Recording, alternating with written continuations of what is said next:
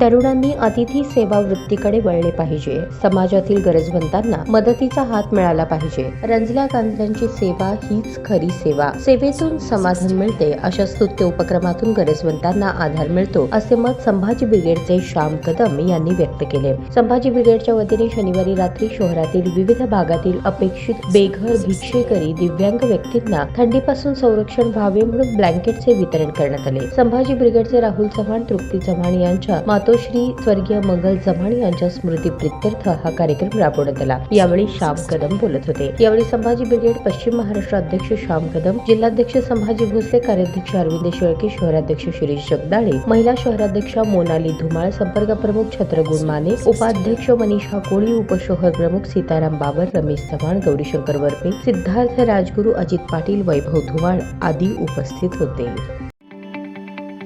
ताज्या बातम्या पाहण्यासाठी प्राईम महाराष्ट्र न्यूज चॅनलला सबस्क्राईब करा.